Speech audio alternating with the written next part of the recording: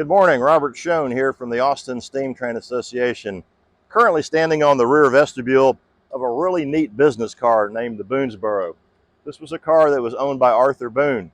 Arthur was the founder of ASTA, and this was a car that Arthur and his wife Mary traveled in all over the country behind Amtrak trains. Some exciting news is that the Boone family has donated this car to ASTA, and this car has been fully restored inside and out, and we've got some really exciting plans for it. This is a 1929 business car that was built by the Pullman Standard Car Company in Chicago. It was built for the Southern Railroad. As I mentioned before, it's a business car, and this is where company officials, superintendents, etc. would ride at the rear of their train, inspecting the track and getting work done along the line. This is not the original color of this car. I'm sure it was some sort of a Pullman green, but when Arthur bought this car, he had it painted this color.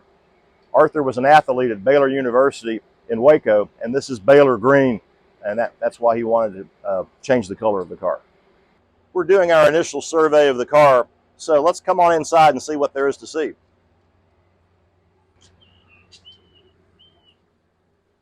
All right, well, welcome to the lounge portion of the car. This is the place where you want to sit. With the blinds up, you can see the track disappear behind you and get a great view of the railroad. There's couch seating over here. There used to be some other bigger chairs in here, and I'm not sure where they went. I'm sure at some time there was a nice steel smoking stand between the chairs, but the company officials could ride in this car. They could see the track behind them. They also had instrumentation here to tell them about how fast they were going, about the air brake pressure, a clock, a barometer, and other devices like that. So a little more history about the car. Arthur kept his car in downtown Austin on Springdale. He owned Frostex Foods, and he built a shed for the car. And there was also a railroad depot that he built there, which is still there now, being used as an event center. When Arthur sold Frostex Foods and retired, he had to get the car off the property, so we brought the car up here. The unfortunate thing about this car is that when they insulated the car, they used spray foam between the walls, and spray foam retains water. So the car was literally rusting away from the inside to the outside, and all of that had to be redone. Bill Boone, who's Arthur's son, spent a considerable sum of money getting this car repaired, and Abe Doss of Abe Doss Metals did all the welding, painting, and fabricating on this car and has brought it back to absolutely tip-top shape. So like I said, this was one of the original couches. It's been reupholstered, but it actually turns into a bed for sleeping when you're on the road. It would have a mattress here, and that would give somebody else another place to sleep. This would be the part of the train where I'd like to sleep.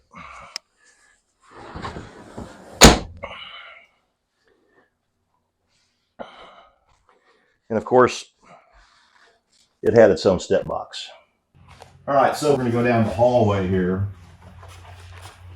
There are 2 bedrooms in this car. This is one bedroom that has bunk beds. It has its own bathroom.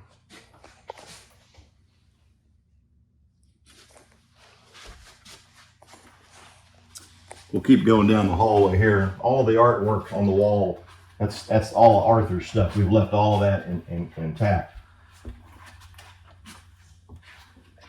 Here's a second bedroom. Again, with its own bathroom. Basic bathroom. There's a little mouthwash. I'm sure that's a bit old. You can look at the bedside communication devices. It's a rotary phone that they have. So if they needed to call somebody, on the car, like one of the porters or the cook or somebody like that, they could do that without even getting out of the bed. Continuing down the hall, we are now in the dining room. And this is pretty much left the way it was. You've got dining room, you've got a large table here, you've got your cabinets up there with railroad china in it, typewriter over there, so if they needed to get some business work done while they're on the road, they could type.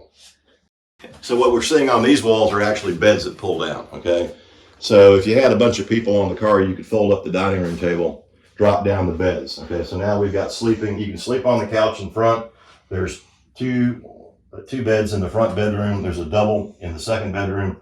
People can sleep here as well. And I would think probably the porters or the car attendants would probably be in this area.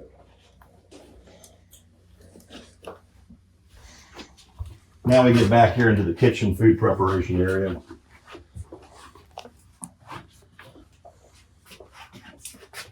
So actually, I bet you the porters or the cooks would sleep in here, because this is a fold down bunk bed here.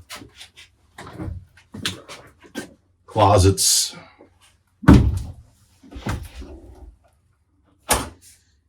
A small bathroom in here with the pull down sink. It doesn't have the hopper with it.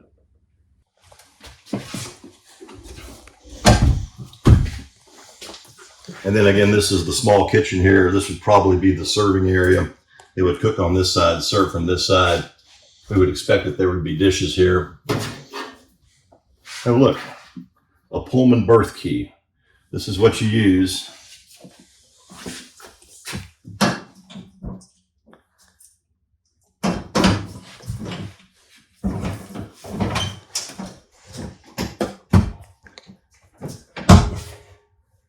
for dropping the berth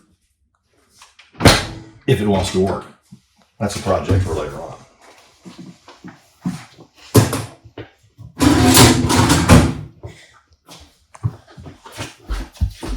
And then we'll kind of head into the kitchen here. And again, Abe rebuilt all of this. I mean, this car was literally rusting away from the inside to the outside. So all of this stuff had to be taken down. All the metal had to be replaced, especially on the outside. Repainted. It's got a brand new roof on the top. So it's really pretty much watertight. So we've got our kitchen here. We've got a cooktop over here. And I think it's probably gas.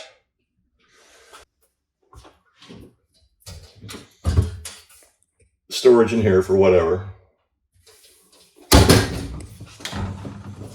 This was probably the refrigerator right in here. Yes, that's what that was.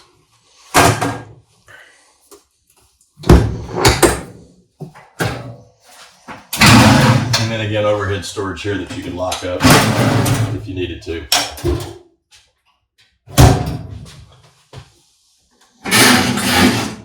All the utensils you'll ever need right there. Cutting boards. Just a regular kitchen. Go down the hall just a little bit more.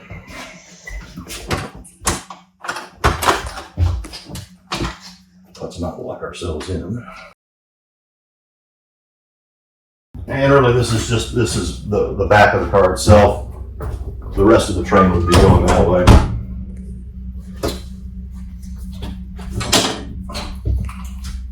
Again, some more cold storage in here. Because when they were on the road, they would be on the road for weeks, 2-3 weeks. You'd have all your provisions. I mean, you could go shopping, but, that means the train would have to stop in front of the supermarkets anywhere.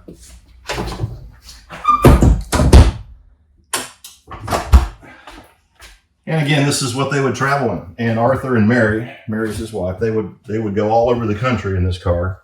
They'd have friends, they'd have family. They had some great times in this car. So when we brought the car over here to ASTA, we actually used it on several occasions. We would always take it up to Rail Fair, which was our big train show that we hosted in Burnet, and we would open up the car for display. We also sold charters in this car, and although it sounds like a good idea, it wasn't really all that popular, so it wasn't a very big seller.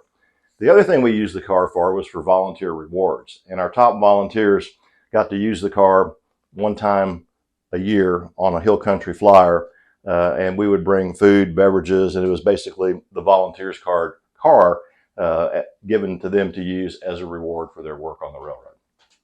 So what we would like to do with this car is to preserve it in its current state. Maybe a little bit of cleanup and some changing around of the furniture, but basically leave it as Arthur would have had it. We're going to take this car and build a display track up in our yard, which is right next to our boarding platform. And we're going to display this car right next to the boarding platform. And we're going to use it as an event center, more or less, for donors and other people that we want to entertain in limited quantities. We'll have more on that later, but we already have plans for the track, and we're going to work on cleaning up the car and getting it in proper shape. Thanks for watching.